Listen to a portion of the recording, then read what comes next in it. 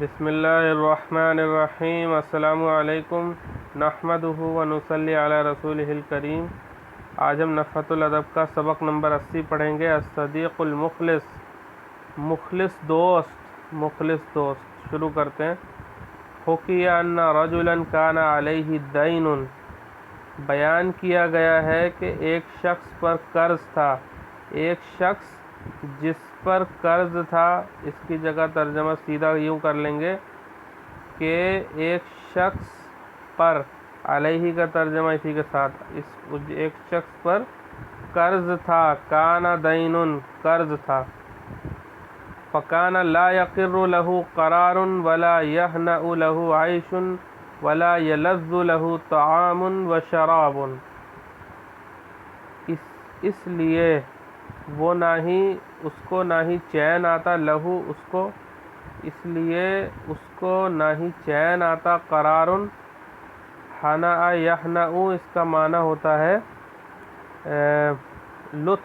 لطف لینا، مزے لینا، اور نہ ہی اس کو جینے کا مزہ آتا، ولا یہنأ له عیش، اور نہ ہی اس کو جینے کا مزہ آتا، ولا یلذ له طعام وشراب، اور نہ ہی اس کو کھانے اور پینے میں لذت آتی۔ یعنی اس پر جو قرض تھا اس نے اسے مایوس کر دیا تھا، یعنی بہت پریشانی میں تھا وہ شخص۔ فبینما هو مطرق ذات یوم یتفکر فیما حل به اذ خطر ببالہ ان له صدیقا فی محل کذا۔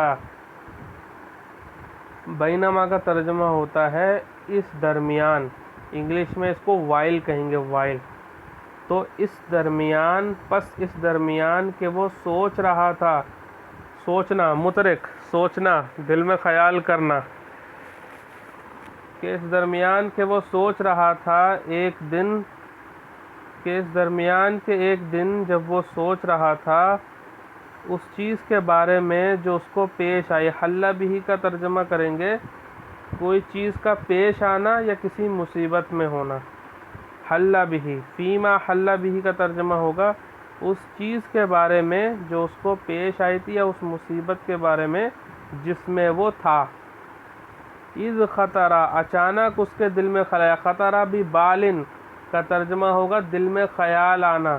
اذ خطرہ ببالہ، تو اس کے دل میں اچانک خیال آیا، ان لہ صدیقا فی محل کذا، کہ اس کا دوست فلاں جگہ میں ایک دوست رہتا ہے، کہ فلاں جگہ اس کا ایک دوست رہتا ہے۔ فقام من ساعته وتوجہ الیہ حتی وصل الی محلہ، تو وہ شخص فوراً کھڑا ہوا۔ فقام من ساعته، من ساعته کا ترجمہ کریں گے فوراً، من ساعته، تو وہ فوراً کھڑا ہو گیا اور اس کے پاس چلا گیا، اس کی طرف جانے کا ارادہ کیا۔ حتی وصل الی محلہ، یہاں تک کہ اس کی جگہ، اس کے گھر پہنچ گیا۔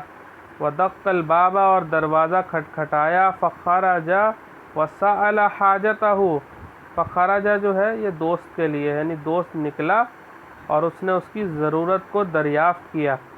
دوست نکلا، فخرج وسأل حاجتہ، اور اس کی ضرورت کو دریافت کیا۔ فقال علی دین کذا وکذا، فدخل الدار واخرج الیہ ما کان علیہ، تو اس نے کہا، اس پر اس نے بولا کہ میرے اوپر ایسے ایسے قرضہ ہے، میرے اوپر اس طرح قرضہ ہے، کذا و کذا، اس طرح قرضہ ہے، ایسے ایسے قرضہ ہے، تو قضا کا استعمال وہاں ہوتا۔ تو وہ شخص گھر میں گیا اور اس کے لیے وہ لے کر آیا جو اس کے ذمے قرض تھا، یعنی اس کو قرضے کی جو رقم تھی وہ رقم لا کر دے دی۔ وَأَخْرَجَ إِلَيْهِ، اور لا کر اس کو وہ چیز دے دی جو اس کے ذمے تھی، جو اس پر تھی، یعنی اس پر جو قرض تھا، یعنی اس کو وہی رقم لا کر دے دی جتنی اس پر اس کا قرض تھا۔ ثُمَّ دَخَلَ الدَّارَ بَاكِيًا، پھر گھر میں روتے ہوئے داخل ہوا۔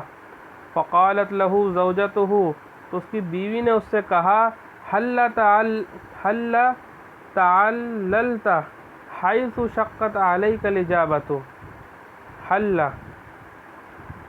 حل جو ہے یہ کسی چیز پہ، اگر یہ ماضی پہ داخل ہوتا ہے تو یہ ہے حرف تحزیز، یعنی کسی کو جو ہے آر دلانے کے معنی میں آتا ہے کہ تم نے یہ کیوں نہیں کیا۔